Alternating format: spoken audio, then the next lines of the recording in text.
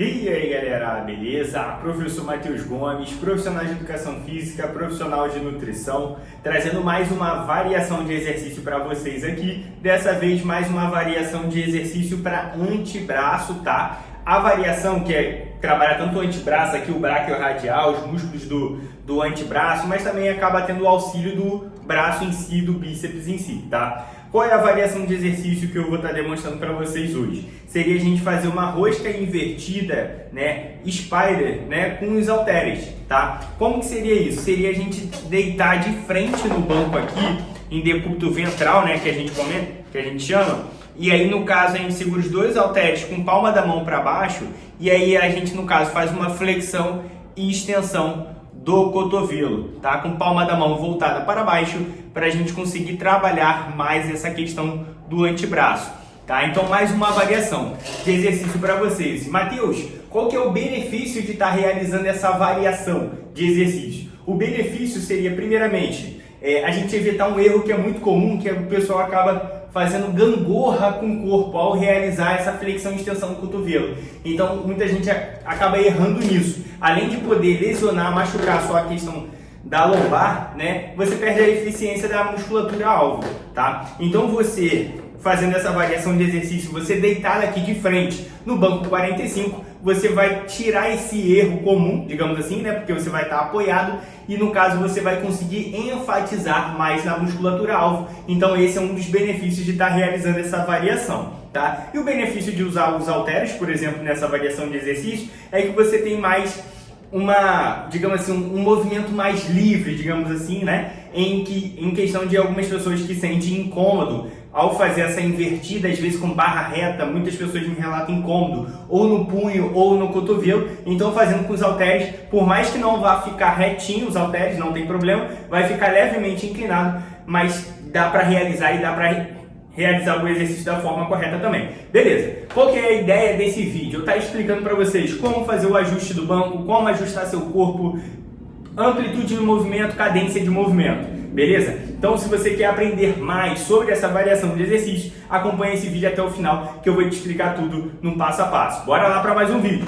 Então vamos lá para mais um vídeo, galera. Ó, a primeira coisa que a gente precisa estar fazendo é a gente ajustar o banco aqui. A gente tem que ajustar ele em 45 graus, tá? Alguns bancos, eles têm uma identificação ali para saber em qual angulação você está realizando, né? Então alguns têm identificação, mas outros não têm. Então quando não tem identificação, qual que é a ideia de como você posicionar aqui? A ideia seria você posicionar em 45 graus, ou seja, nem ele na horizontal e nem ele na vertical. A gente tem que buscar um meio termo, assim, na diagonal, para você estar posicionando o banco da forma correta. Então tenta olhar, digamos assim, né, e posicionar ele mais ou menos na diagonal, tá? Para você ajustar o banco, a altura do banco, né? E tem duas formas de você estar fazendo esse exercício, de como posicionar seus membros inferiores. A primeira forma seria você fazer com o apoio dos pés no chão. E aí você deita de frente aqui em decúbito ventral e você faz aqui a flexão e extensão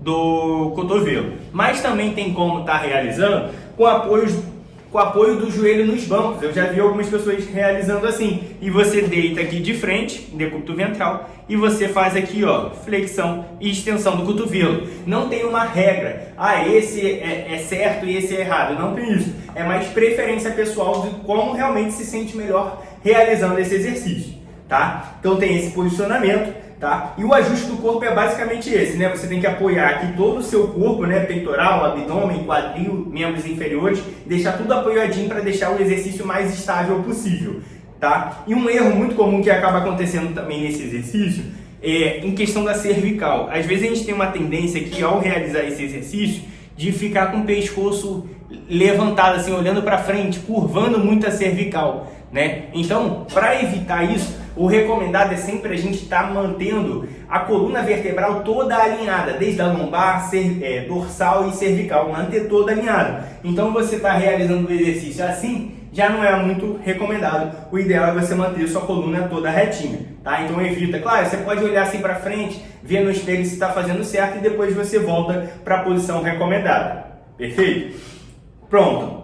Aí, no caso, agora falando de onde vai ocorrer o movimento em si, que seria nos membros superiores, tá? Tem dois erros muito comuns na realização desse exercício. O primeiro erro, a pessoa acaba movimentando o cotovelo, movimentando o braço, né, e o cotovelo levantando, né, fazendo como se fosse uma gangorra, digamos assim, dando impulso, enfim, movimentando o braço, tanto para frente quanto para trás, né, lembra até uma remada, digamos assim, né, então é um erro muito comum, tá? Então, qual que é o certo, digamos assim, eita nós aí, ó, erro de gravação acontece, ao vivo, qual que é o certo? Como a gente vai estar com o corpo inclinado à frente aqui, deitado no banco 45, o seu braço não vai ficar colado na costela, ele vai estar levemente inclinado para frente, né? Mas ainda assim, o seu braço ele tem que ficar sempre na vertical. Então você sempre mantém seu braço na vertical e faz a flexão e extensão do cotovelo, né? Mas sem movimentar seu braço nem para frente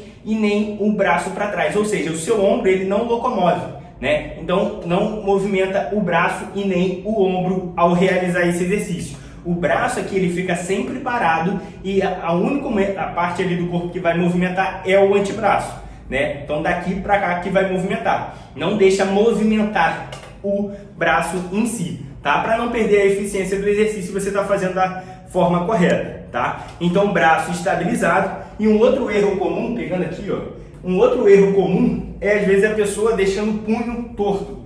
Aí você vê, ó, por exemplo, estou fazendo aqui, o punho torto, você vê aqui que não está alinhado. Isso acaba causando, pode ocasionar uma lesão aqui no seu punho. Então, o recomendado é você fazer uma pegada forte sempre no peso, né? Você abraça bem forte o peso e, no caso, você mantém a questão do punho alinhado, para não sobrecarregar essa articulação, tá? Então, às vezes, a gente bota uma sobrecarga muito alta, né? Então aí às vezes acaba forçando, né? Então cuidado com isso, né? Nem que você tenha que fortalecer, às vezes, pô, Matheus, parece que naturalmente isso acontece comigo. Então provavelmente a pessoa precisa de um fortalecimento ali da pegada, fazendo uma flexão ou extensão do punho com halteres, por exemplo, ou com barra. Tem vários exercícios aqui que eu já demonstrei para vocês e expliquei para vocês como realiza. E às vezes a pessoa está com uma fraqueza muscular e não consegue manter esse punho alinhado, tá? Então pode acabar te machucando, então o ideal é você fazer esses exercícios de fortalecimento.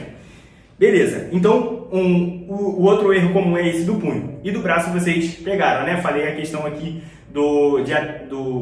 de não movimentar o braço, tá? Então, ó, o ajuste do corpo é basicamente esse, o ajuste do aparelho já expliquei para vocês. Agora falando sobre a amplitude de movimento, até onde eu desço com o braço, até onde eu subo com o braço. Sempre comento com vocês, o ideal é a gente nunca hiperestender toda hora a sua articulação com sobrecarga alta. Ou seja, a ideia seria você flexionar aqui o seu cotovelo e na hora de descer você não esticar a articulação toda, completamente. Então você sempre deixa a articulação semi-flexionada. E aí depois você flexiona, estica ela quase toda e depois flexiona novamente. Estica quase toda e depois flexiona novamente. Nunca esticar ela toda, tá? Para não, porque às vezes eu estou fazendo com peso demonstrativo, mas se fosse uma carga alta, eu subir aqui e depois despencar com peso e bater, né? Isso pode machucar a sua articulação, né? Se bater, que eu digo de esticar o braço completamente. Mesmo que eu bote uma carga alta e faça aqui, eu tenho total controle aqui do peso e eu não consigo, e o ideal é não esticar o braço completamente para não ficar batendo no limite da articulação.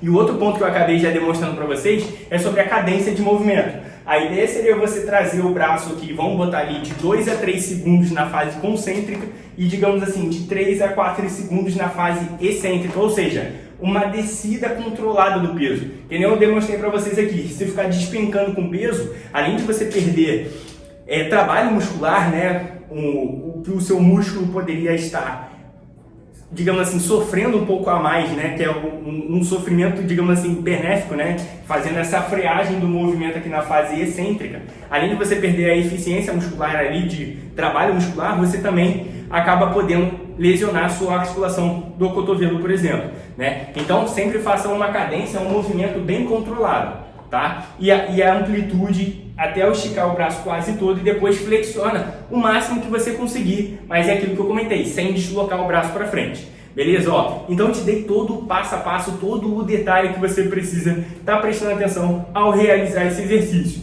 Ficou alguma dúvida? Deixa aqui nos comentários. Se curtiu, deixa aquele like, compartilha com seu amigo, com sua amiga ali. Se inscreva no canal para acompanhar todos os vídeos e marque o sininho para o YouTube sempre te notificar quando eu lançar um vídeo novo para vocês, beleza? Ó, professor Matheus Gomes, te aguardo para um próximo vídeo. Fui!